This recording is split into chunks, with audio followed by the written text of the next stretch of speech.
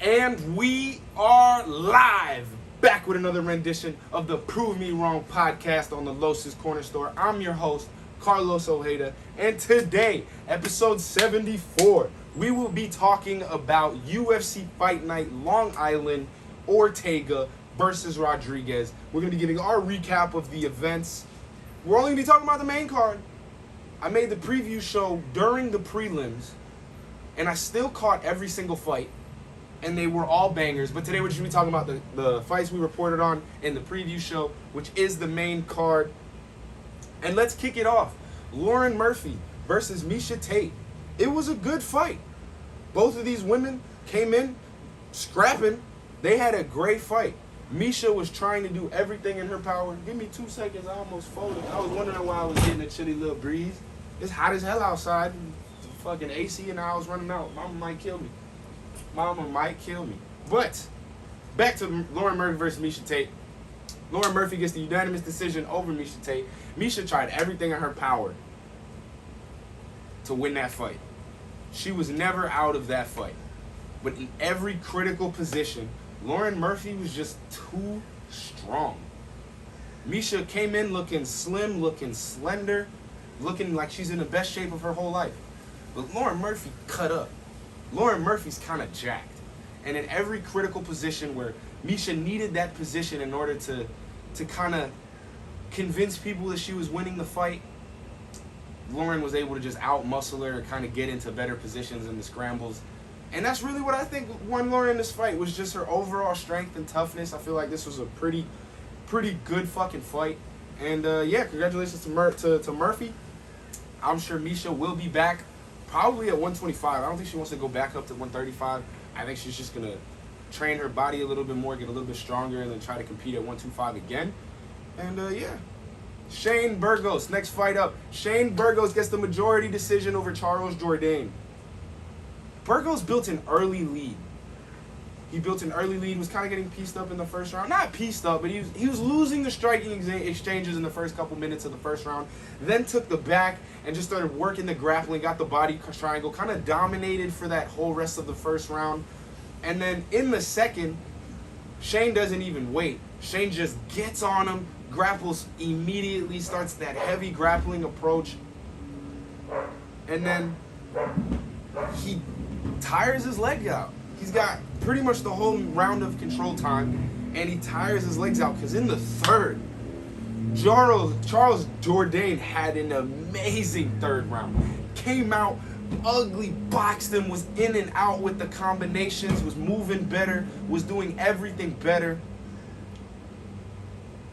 But it was just too little too late. Shane Burgos was literally a punching bag for the entire third round. And he just won this fight based on pure toughness and will. Shane Burgos is now undefeated at 7-0 in his home state of New York. Love to see that happen for him. I love Shane Burgos. I love Charles Jourdain. Charles Jourdain is your favorite fighter's favorite fighter for sure. For sure. This fight was fireworks, just like I said it would be. Congratulations to Shane. This is one of those fights where no matter who wins, who loses, everybody's stock goes up, everybody's pay goes up. I feel like that makes everybody a winner. And on to the next one. We have the greatest comeback I have ever seen. Matt Schnell with a round 2 triangle submission over Sumadarji. It has to be comeback of the year. It has to be round of the year. It was a great first round, first of all. The first round was back and forth, both guys lighting each other up on the feet. Schnell kind of using his grappling and kind of mixing things up a little bit better. Was able to control him on the ground a little bit. But then Sumadarji came out in the second round and just put it on him.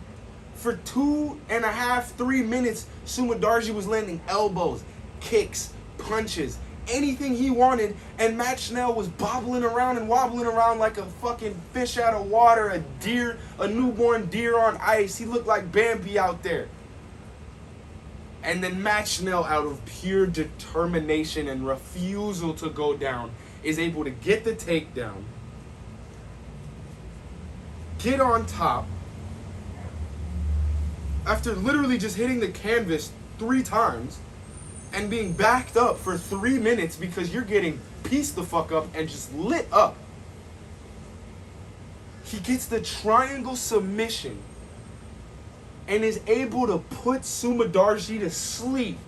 Shout out to Sumadarji for not tapping.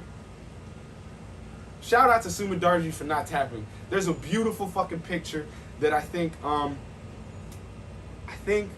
Fight Club posted on Instagram, and it's just Matt Schnell with his leg under an unconscious Sumadarji laying on his back, and he knows exactly what he just did because he should have been out of there.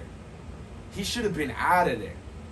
They don't end up on the ground. Sumadarji's winning that fight via vicious KO. But Matt Schnell did what nobody thought. I was screaming at my TV. I was chanting, Matt, come on, Matt, let's go, Matt. I was going crazy. And he gets the fucking win. So shout out to Matt Schnell. He's walking away with not only the performance bonus of 50 G's, but Dana White said that shit was so impressive, he's going to give him another something. So he probably walked away with double his fight purse. Love to see it. Matt Schnell with an awesome comeback and awesome victory. What a fucking legend Matt Schnell is. And that leads me to Li Jingliang with a round 2 TKO over Muslim Salikov. It was a great fight. If it would have happened before the Matt Schnell fight, it would have been littered. But we were so spoiled with the Matt Schnell fight that I feel like a lot of people don't see this as really a good fight. I saw it as a good back and forth striking fight. They were going in there, they were hitting each other real hard, trying to knock each other the fuck out. But Li Jingliang, the leech, just came up, hit him with the left, ducked under a hook, Buddy went flying, and Li Jingliang jumped on top of him, bing, bing. Then as he has him hurt, Daniel Cormier was talking about on broadcast, throws a body jab, like just a fucking loose body jab to get the mind off the target. Muslim drops his hands, and Li Jingliang goes 1 or 2 down the pipe, right hook to send him to the canvas, face first, follow-up shots, over and done with. Great win by the Leech. Absolutely love to see it. And it was fucking awesome. But it just happened after Matt Schnell. Straight up. And our co-main event of the evening, Amanda Lemus gets a round 2 guillotine submission over Michelle Waterson Gomez. Amanda's power and strength were pretty much on display in round 1. Michelle's more technically sound in the wrestling department, so Michelle was able to get on top of her and kind of control her for the last minute of the first round. But I don't think Amanda really sensed any danger. I think she went into round 2 confident, thinking she was going to win the fight, thinking she won the first round, thinking she could pretty much do whatever she wanted. And then Michelle tries to take her down again in the second round. And Amanda just cuts an angle and gets the arm and guillotine so tight. And Michelle, then she starts to roll to go a belly down guillotine. Michelle knows what's about to happen. She taps on the other side of the referee to where the referee can't see. Amanda Lemus gets out of, lets go of the submission. And Michelle Waterson, like the true fucking warrior and sportsman that she is, looked at the referee, who was mad confused as to why Amanda was celebrating, and said, yes, I tapped. So what a fucking display of sportsmanship from Michelle. It was a really fun fight for while it lasted. And Amanda Lemus definitely that's a marquee win right there. Everybody loves Michelle Waterson. Everybody knows who she is. Everybody knows how fucking awesome she is at fighting. That's a marquee win right there. Amanda Lemus, round 2 guillotine, flawless victory. Can't complain about nothing. And in the main event of the evening, the most disappointing fight of the night, Yair Rodriguez with a TKO doctor stoppage in round 1. Look, for the first 4 minutes of that fight, it was a good fight. It was on pace to be a great fight. Yair was landing combinations, connecting a lot with the chin of Ortega, but of course, the chin of Ortega is made out of pure granite and steel and whatever the fuck Wolverine is made out of, because he wasn't going down, and he was able to find success on his feet, then move into the clinch position, finally gets Yair down, is working to get on top and kind of try to work something, and as he's pulling out of kind of a shitty armbar attempt, to be honest, the armbar, That's technique, get out of an armbar defense right there. You're sitting on top of the legs, you pull your arm out, sweep the legs, go to work. That's what Brian Ortega wanted to do. But as he was pulling his arm out of the legs, shoulder completely pops out of place. He falls back. Yair sits up and checks on him immediately because he knows he ain't do nothing crazy. And yeah, it was just a shitty situation. It was a great back and forth first round. The injury is really unfortunate. I really hope Brian Ortega doesn't have to have surgery. I really hope they could just pop that bitch back in place and let it slide. Give him therapy for a couple months and he'll be A-okay. I hate this for Yair. Yair was, with the win, he was supposed to get a title shot. He is still calling for the title shot. I'm really not mad at it. He's saying that it was a submission that was going wrong, but it still ended up doing its job because he was pulling on the arm.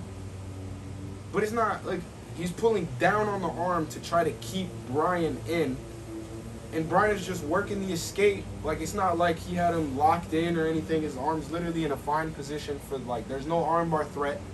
He even said there, I didn't feel a submission threat. And then his arm just fucking pops out of place. So, it's a shitty way to end such a great card of fights. I think they should run it back, to be completely honest. I feel like we got robbed as fans. I feel like Ortega got robbed. I feel like Yair got robbed. But yeah, if they give Yair the title shot after this, I won't be upset. I'll be a little disappointed just because I feel like he needed to win. You know, I don't feel like, you don't just sign up for a fight and take any win and expect it to get you what you want. You need to win. And I feel like Yair didn't win. I'm not really mad with the way he feels. He feels like he won one. He trained, he went in there, came out with his hand raised. He thinks it wasn't just a freak injury accident. It wasn't like an eye poke or a groin shot or anything to stop the fight. It was literally just a freak incident in a transition, in a scramble. So I can see how he's like, I deserve the title shot. Like, give me what I was promised. And I get that. But I don't agree. But here we are. And that will be all. It is hot as fuck today in Florida. Hot and humid. I'm sweaty, wet. But thank you. Thank you to God. Thank you guys. Thank you to Buddy, who is in the house. Thank you to my mama, who's AC. I was definitely letting run out the house. I do apologize for that. And peace, love, respect, happiness, and fights, y'all. Deuces.